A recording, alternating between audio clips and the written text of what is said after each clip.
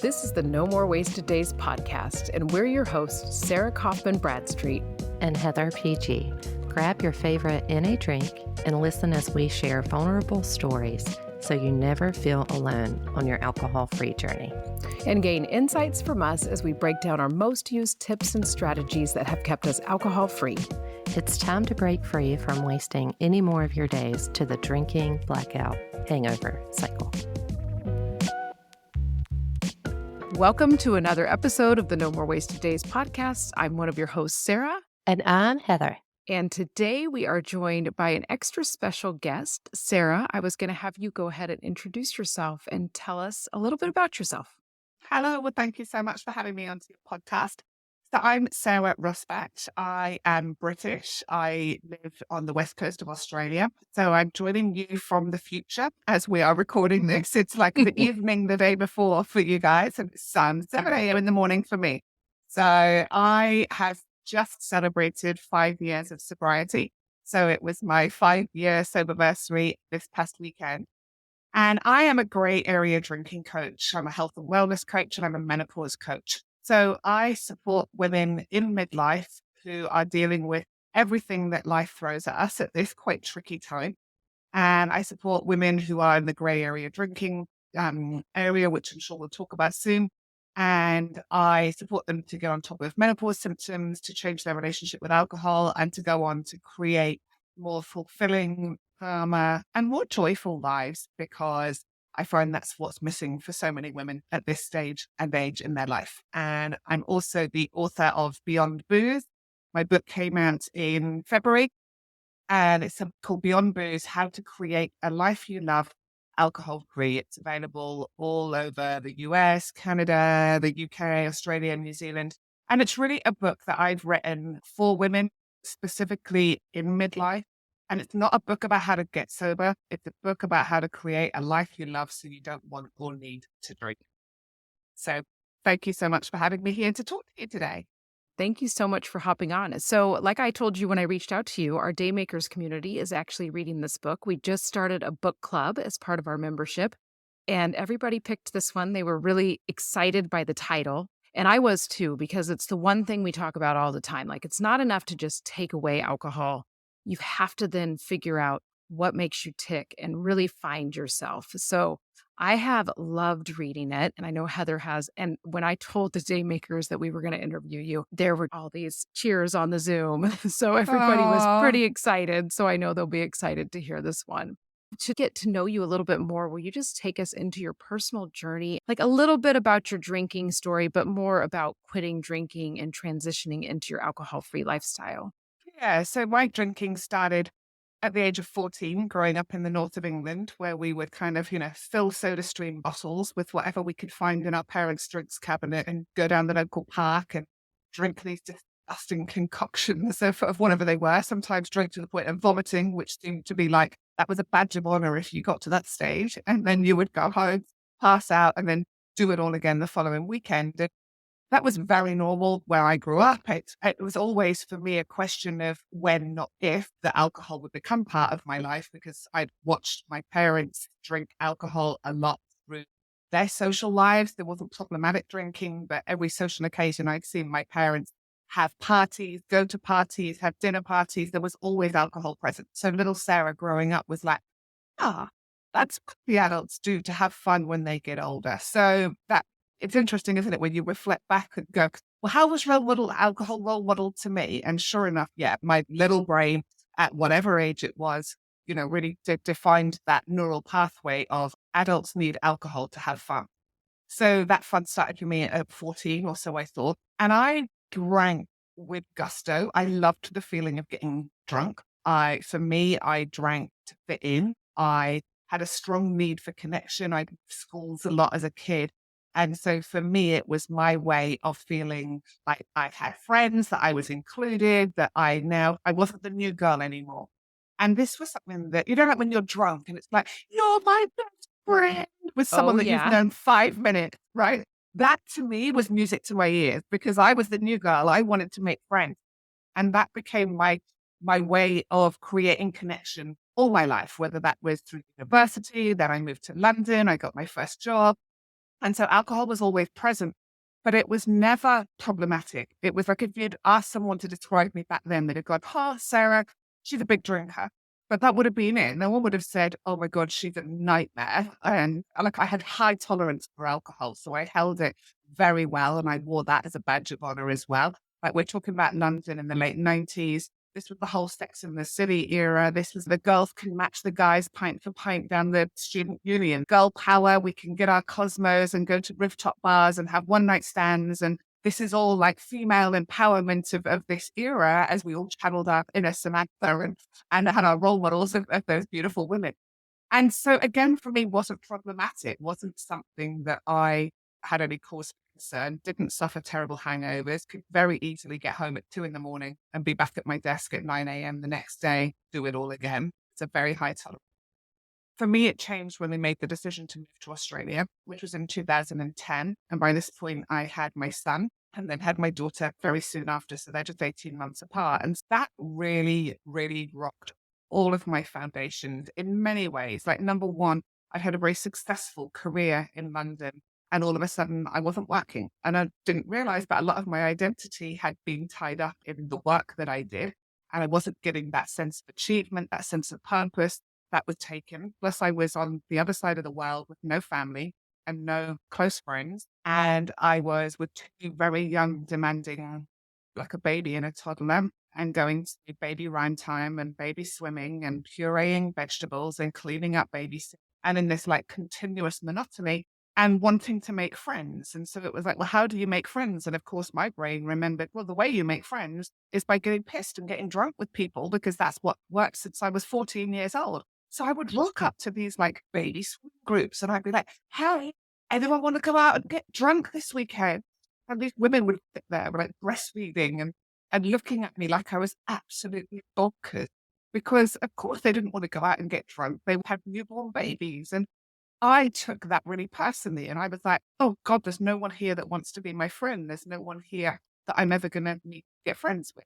And so it was a very hard time. I was very homesick. I was very lonely. I was very lost. And I was confused about why I was feeling all those things, because on paper, it looked like I had it all.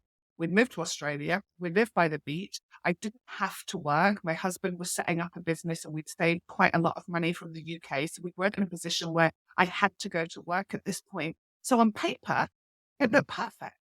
But in my soul, in my heart, I was homesick. I was lonely. I was sad. And I was struggling. And that was when alcohol became something that I was using to make those feelings go away, because it turns out that alcohol is bloody good at making you not have to feel. And I didn't want to feel. So it just was very slow and very insidious, the build up then of drinking on my own, which I'd never really done before. So it was something that I was doing at home on my own. I would always wait for my husband to come home from work, and then he would take over the kids and I would go and sit outside in the back garden and I would just inhale this bottle of wine until I didn't feel. And that became a pattern that continued for quite some time. Now, I had very strict rules. I didn't drink every day. And so therefore I went, oh, well, I'm not an alcoholic. I don't have a problem because I don't drink on Mondays and Tuesdays. And slowly but surely, those rules occasionally came to get broken. And as I got into my 40s, alcohol really started to impact me more and more. The hot sweats, the menopause symptoms. Every time I drank, I couldn't sleep. I was waking up at 2, 3 in the morning with raging anxiety. And then I went to my GP and I said to her, I'm so anxious. I can't, I've never experienced anxiety before. And at no point did she say to me, oh, how much are you drinking? What's your alcohol consumption like? But very happily gave me a script for anti-anxiety meds, which I decided not to take. And I decided instead to take a break from booze. And I was going to do 21 days because they said it take 21 days to change a habit. This was back in 2017. And I ended up doing 100 days. And this was life-changing. And this was not the end of my journey, the start of this sober journey of discovering, oh, this is what it's like to show up every day as someone who has had 8 hours of restorative sleep, who is not crippled with anxiety, whose first thought in the morning is not, oh, well, you're a loser. You said you weren't going to drink last night. And yes, you drank again. And when you actually wake up in the morning and your first thought is, hey, you're going pretty well. That was another night of not drinking. Woohoo. Like that just builds your self-efficacy. It builds your pride and your confidence. So this just continued for 100 days, but I wasn't quite prepared for the reactions that I would get from others. Well, you're not drinking. Well, when are you drinking again? Oh, well, let's catch up on your drinking again, because I couldn't understand. I was Sarah the party girl, and that was how everyone knew me. And so I went back to drinking, thinking, now I'll moderate. I've taken 100 days off. I clearly don't have a problem, because only no one who with a problem from alcohol can take 100 days off. So I'm fine. Now I'll be a normal drinker that just drinks every now and then. And within a couple of weeks, I was back to drinking the same amount as before, because that's how it works. But I never forgot that period of time and how good I felt. And finally, in 2019, after lots of stop starts, which is often the case for most people, I made the decision. Everything in my life is better without alcohol, everything. And so I stopped for good. And then I did a lot of work on myself. I went in therapy. I unpacked some stuff from my past. I added in lots of things to make sure that sobriety stuck, so that I still felt I was getting connection, purpose, and that natural dopamine, all of those things. And then in 2020, I retrained to become a health and wellbeing coach and then a gray area drinking coach. In 2021, I set up my business to support women all over the world to change their relationship with alcohol. And in March 2021, I was interviewed by a very, very popular Australian online magazine. And I shared my story, and it went live, and 8,000 women reached out to me within 24 hours. Wow. And they said, you've just told my story. And that was when I knew how many women are struggling in this gray area drinking cycle, and that I had one hell of a job ahead of me to be able to support people. And that was, so I've done lots and lots. I've coached and supported thousands of women now. I do various different coaching programs, but that was where I got to the point of how can I support more women? And that was why I wrote the book, put everything that I know, that I've learned, that I've experienced from my coaching, from my personal journey, from the thousands of women I've supported, into a book that is easily accessible for all women all over the world. Yeah, man, when you tell your story, there's so many moments like the making deals. Like I'm like, I won't drink on Monday and Tuesday. All those, and when I was reading them too, it was the same. And then the other thing, when drinking to fit in, was that took me so long to figure out, because everybody's always like, well, why did you drink? Why did you drink? And I was kind of like, I don't know, because it was fun. Like when people would ask, I was like, I don't have a reason. There's no big trauma. There's no, and then finally I was like, it was to be quote unquote cool. It was to fit in. And then I heard you say it and I was like, yes. Yes, and I felt you on avoiding the feelings for sure. And I also want to say congratulations on 5 years. And when you said, when you shared your story, that 8,000 folks reached out to you, I got tears in my eyes and cold chills. That's just so powerful. So thank you. And as we move forward and talk about the book and the inspiration, what are some themes and topics that you covered, such as societal perception, that you would like to share with our listeners today? Yeah, so I really wanted to break the book down into what are the key topics that I see come up time and time again, thousands of women that I've supported, that are the stumbling blocks to them creating a fabulous life alcohol free. Because there's two different ways of approaching sobriety, right? There's the people that take a dry January month off and they sit at home and they cross off the days and they don't go out and they go, well, this is boring. It's like it's a punishment, right? And they're just doing time until the 1st of Feb, when they can go and have a massive party, get as drunk as they like. So that's one way of doing it, which I did many, many, many times, right? The other way of doing it is, well, instead of looking at what we're missing out on, let's start focusing on what we're gaining. Let's start looking at what the positives are. So in the book, I take the reader through a journey. And that journey is I share my story in a lot more detail. And then I talk about, well, what's the reason perhaps for you that you got to this point of drinking as a gray area drinker, or wherever you are on that scale? And I think it's important we look at, how was alcohol role model to you? What what is alcohol the solution for? Because alcohol's not the problem. We lose sight of that. And many of us are drinking regularly and consistently because it's a solution. And there are often three reasons. And I've got a community of 20,000 women, and I ran a poll and I said, why do you or did you drink? And these are all midlife women. And there were three reasons and three reasons only.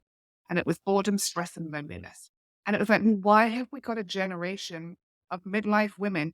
And I've got women in my community from the UK, America, Canada, Australia, New Zealand. It doesn't matter where they are. They're Western countries. And it's the same themes coming up wherever you are in the world: boredom, stress, and loneliness. And alcohol is very good in the short term at making us not have to feel. But on top of that, we've got the commercial marketing of alcohol, where 30 years ago, the alcohol industry made a deliberate decision to start targeting women. They realized they hadn't been making enough money from women. And how can we segment our marketing to create drinks and marketing campaigns aimed purely at women? And that's where we saw the rise of pink drinks, how many pink gins and all the rosés, and every sparkling drink suddenly came as a pink version. And that's when we saw all the product placements start to really increase. Any TV show you watch with a woman who's a police detective, and she comes home after a hard day of solving crimes, and she walks into her house and she goes straight to the fridge and she pours a glass of wine and she stands there and she goes, oh. And even though we don't realize it, the subliminal messaging we're getting in that moment is alcohol is my reward at the end of a busy day. Alcohol is the solution to stress. And so we've got the two things going on there, where we've got a society that's pushing that as the messaging that we get.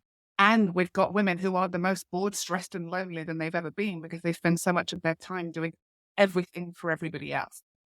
And so I've addressed that in detail in the book. And then I go in, let's look at how we're going to manage physical cravings for alcohol. And I talk a lot about the neurotransmitters and the role of dopamine and serotonin, how sleep can impact things. And so there's a lot about the physical cravings of alcohol. And then I tackle those areas. I've got a chapter on stress and how to manage stress in a way healthier way than drinking a bottle of wine. I've got a chapter on socializing.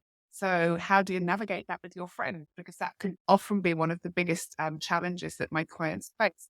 I've got a section on your relationship.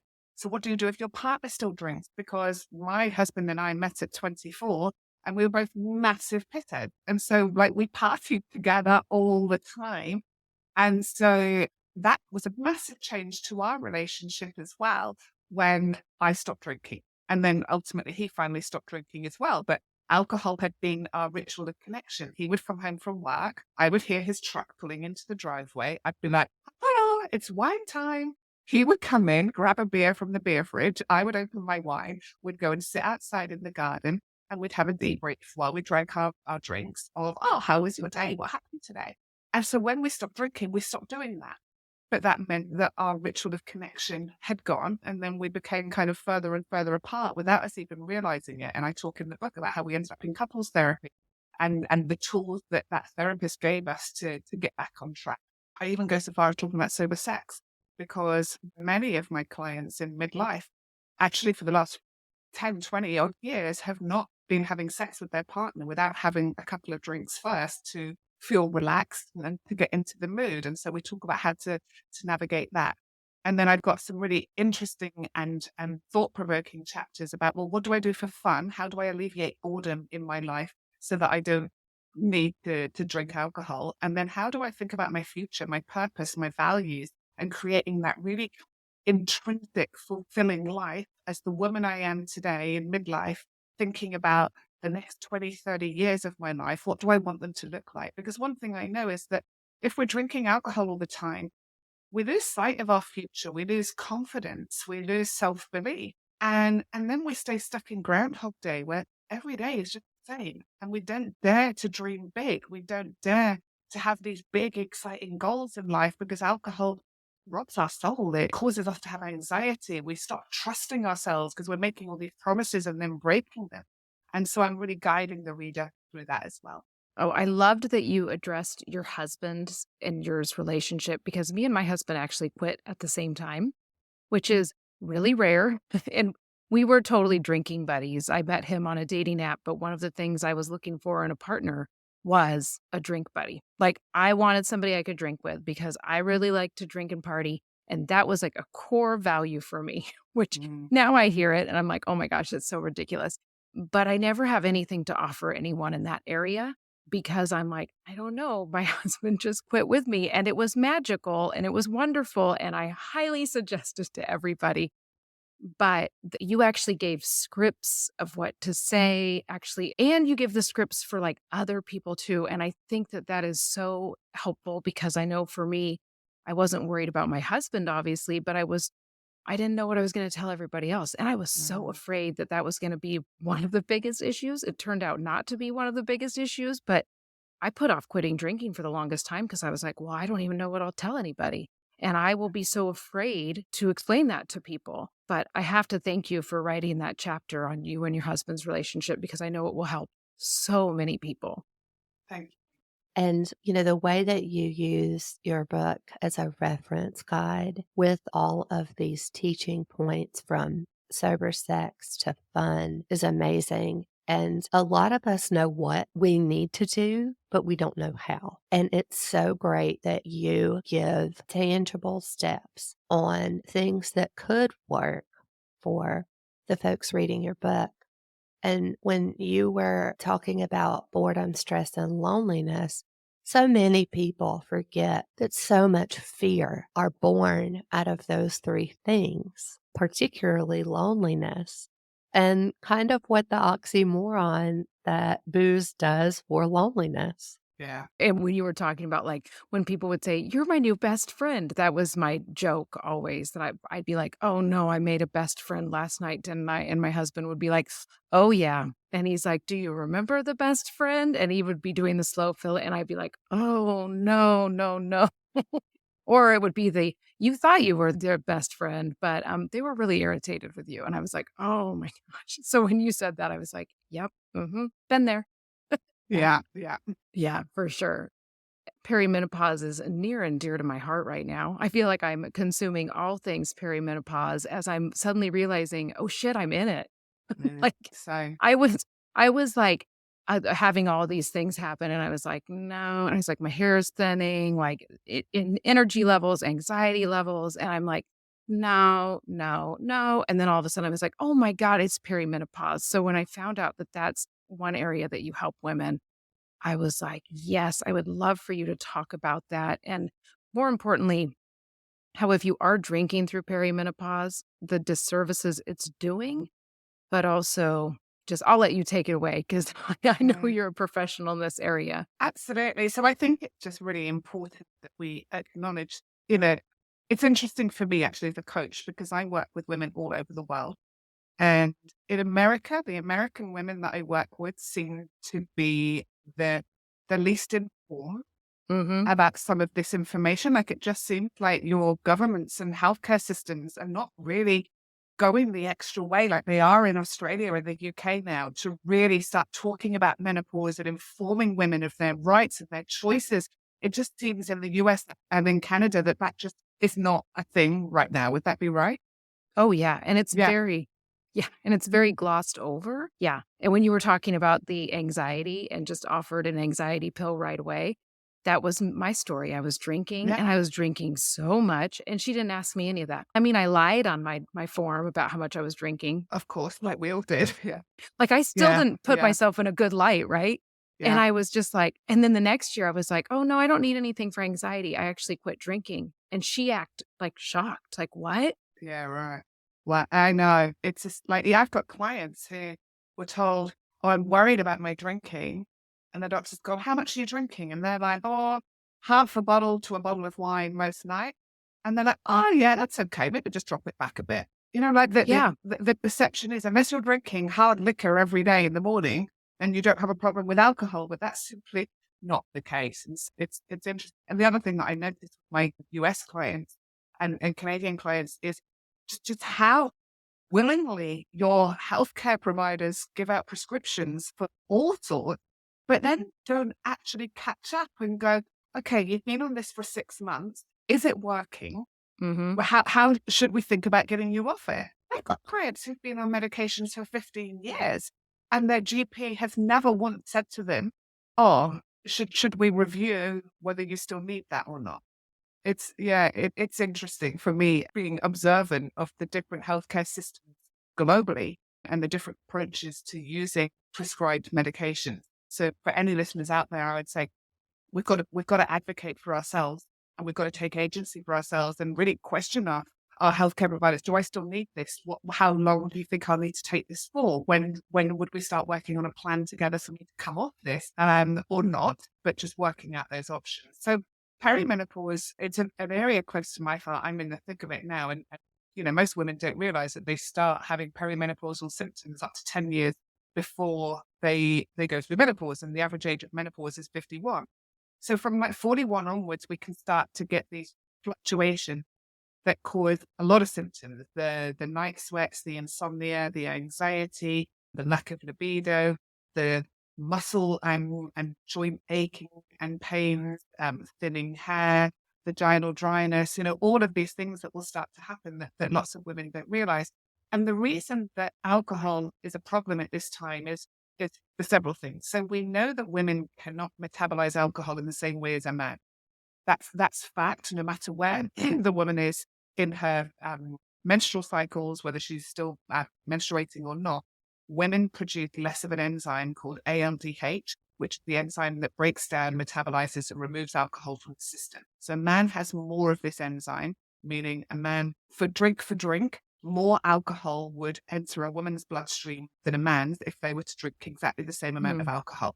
So this means that a woman is more prone to all of the health risks of alcohol. So the 7 types of cancer that alcohol causes, the impact on heart health, or the impact on immune health, the impact of liver disease. Next, as women become perimenopausal, they produce even less of this enzyme. Yeah. So once we get from our late 30s onwards, our liver volume starts shrinking. So we cannot metabolize alcohol in the same way in our 40s and 50s as we did in our 20s and 30s. So this is why many women notice when they get to this age that they start to get more anxiety the next day. The hangovers might get worse. Alcohol's starting to really impact their sleep. The other thing that is a nightmare for women at this age is our progesterone levels start to significantly drop. And progesterone is the hormone responsible for us feeling calm and relaxed. So we are entering a time in our lives which for many women can coincide with us having teenage kids. And we all know what a shit show that is as a parent, right? Right? I'm like, what a joke nature played on us with that one. I was just thinking about that today. So our kids, daughters might be starting menstruating. Boys are going through puberty, and I've got 2 kids going through all of this at the moment. And so navigating this, we might have aging parents who are putting demands on us, and we need to look after. We might still be working full time.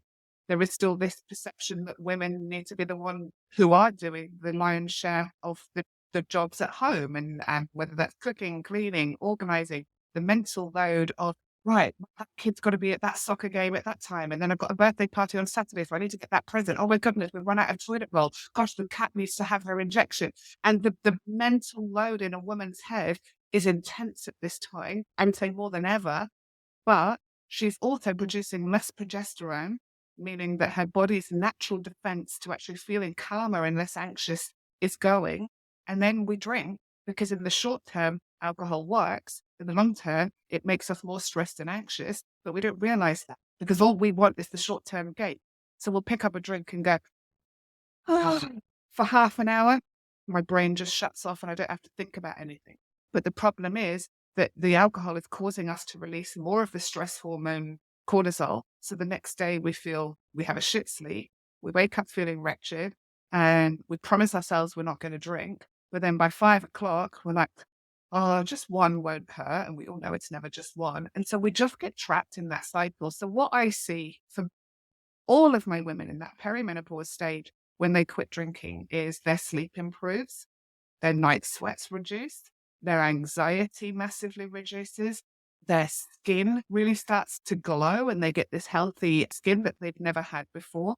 But also what some realize is, oh, I didn't think of perimenopause, but I thought it was just hangovers. So then that gives them the chance to go to their healthcare provider and talk about, well, do I need HRT? What lifestyle choices do I need to be adding in for this stage in my life? But when everything is masked with alcohol, we've got no ability to do that. Yeah. And that's Yeah. something I even talk to our younger members about. Like, at least when you remove alcohol, you know that that's not the cause anymore. And you can really start saying, okay, maybe it's this and maybe it's that. But everything you're saying too, with the, when you're talking about all the things that are going on in a woman's life at this point, I'm like, it is the busiest time. Like, I was just telling my husband about this stupid committee that I'm on, and I'm like, I have to get off of this. There are people who are retired that could be doing this. There are people in this that are younger than us. There is no reason I should have signed up for this when I am like my kid's chauffeur and doing a bajillion things. And he was like, Yeah. okay, okay. But to hear somebody else say it, I know you just validated so many of our listeners who are feeling the same way. And they're like, oh my gosh. And I know for me, it has given me the courage hearing other people like you talk about perimenopause. It gives me the courage to say, okay, I need to talk to my doctor about this. And I need to, if they don't know, then I need to say, lead me to someone who will know and who can Yeah. help me because I don't want to do it the way my mom did it. Exactly. And it's really important that we do get second opinion. So when I first went to my GP with my perimenopause symptoms, I have the Mirena. I don't know if you would have that over there, but it's a Hmm. coiled IUD that has a tiny amount of progesterone that, and basically stops you having periods and it's contraception. Yeah. And so my GP said, oh no, because you have that, you don't need progesterone. Whereas I went to the Australian Menopause Centre and they were like, oh, no, no. The amount of progesterone is so small and it's so localized that it wouldn't be making any difference. You need to take a progesterone with your HRT. And so again, there's so much conflicting information. So take agency for yourself, get information. There's some incredible books out there about perimenopause. And the other thing that a lot of women don't know is, which I find super interesting, when we go on HRT, a lot of people's fear of HRT is breast cancer because there was a study done, I think it was in the 1980s or the early 90s, where they had this link between breast cancer and taking HRT. Since then, that study has been reviewed and seemed to realize it was a storm in a teacup, that the findings were not accurate that they reported on, but no one actually came out and went, oh, that wasn't true. So there's a lot of fear around HRT and breast cancer. But what a lot of people are not talking about is the fact that if you drink alcohol and you're on HRT, your risk of breast cancer significantly increases. Now, I've done a Mm. poll and I've asked thousands of women who are on HRT, were you told when you were given your script for HRT that drinking alcohol on HRT increases your risk of breast cancer? So far, I think I've had 2 women out of thousands who were told that. Wow. I find that astonishing. Yeah. You know, Sarah, as a breast cancer survivor and a person who is in total menopause, I never had a provider tell me that alcohol is a carcinogenic substance to cause one of the 7 cancers. And as a person in total menopause who cannot take hormone replacement therapy, for our listeners who may have a situation similar to mine, I'm sure that there are so many other ways to combat the symptoms that you said in many books. So, to the listeners, speak up, like you said, advocate, and change can't happen if you don't. Exactly. And like you say, there are so many steps we can take ourselves outside of HRT that can significantly make us feel better. So looking at our nutrition, looking at managing our stress, looking at whether we are exercising, looking at whether we're getting enough vitamin D, looking at whether we've got the facts in life, those core pillars of what make women feel good. Do we have authentic connection in our life? Do we have a sense of purpose? I find that if we can really work on these foundational pillars, the improvement in our physical and mental health is significant. Yeah. Absolutely. Thank you so much. And I want to, in closing, ask you a question. What was a surprising benefit of being alcohol free that you didn't expect? It's a hard one. Yeah, there are probably a few, but I would say that I didn't expect my self-belief and self-confidence to increase in the way that it did. because you don't realize how much it's lacking until you actually start to get it. And when you actually start to grow in confidence and grow in self-belief, and you take these chances and you start dreaming bigger and you start going, oh yeah, of course I can do that. And you look back and you go, wow, my life was so small when I was drinking. My life, and there was me feeling afraid of removing alcohol, thinking I was going to have a less than life without alcohol. And yet, by removing alcohol, I've gone to create a fulfilling, big, adventurous, exciting, interesting life that has all of its ups and downs as life does. Sobriety is not a superpower to make all the shit things of life go away. That is not how it works. But sobriety gives you the tools to navigate everything in life that it throws at you in a way healthier way. And to grow in that confidence and that self-belief has been life-changing. Absolutely. So, Sarah, tell the listeners where they can find you, like your website. You mentioned that your book is for sale wherever folks buy books. Please share your website and any social media handles that you would like to. Yeah, so my website's sarahrusbatch.com. So just my name, and my last name is Rusbatch. By the time our episode goes live, I should have a page up and running with my courses page. And I've actually got a menopause course on there with just a one-stop pack that gets really insightful information on menopause, where I've interviewed some global guest experts on how women can navigate this stage in their life and what to eat to prevent that midlife weight gain that can often happen because we become more insulin resistant when our hormones start fluctuating. And that means that lots of women start putting weight on around the belly. And that can be, really, really disappointing. And it feels like everything you do, but nothing worked. And so I've got a course going onto my website focusing on that. I've got a 30-day alcohol-free program on there. I've got a nutrition course on there. So there's lots of self-paced courses because I have so many clients and listeners in the US. And I wanted to have something where they can access all this information, but it not have to be live because of the time difference between us. So that will be on there. I'm very present on Instagram, which is just my name at Sarah Rusbatch. My book is available all over America. It's on Amazon. It's in Barnes and Noble.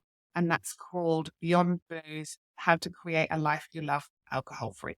Yes. And I highly recommend it. I have loved reading it. And so have all of our members. They've just everybody's been like, this is what we all needed. We needed this little boost. So thank you so much for writing it, because I know that it's going to empower a lot of people and just help so many people. So thank you. Be sure to go check out all the links in the show notes, because I will put all of that in there. And you can go find Sarah on Instagram. And I have to say, if you like my walking and talking reels that I do, Sarah does very similar ones where I've been watching you and I'm like, oh, she's walking and talking. I love it. And very Yes. conversational in your posts and very real. So definitely worth a follow. But yes. And thank you for being the very first guest on the No More Wasted Days podcast. Oh, I didn't know that. Thank you for having me. We didn't want you to be afraid. Surprise! So thank you. And thanks for listening to another episode of the No More Wasted Days podcast. Make sure you hit the subscribe, rate, review the podcast, share this episode with your friends or family if you think that they need to hear this genius episode that Sarah has so graciously taken her time and been on the show. And bye, y'all.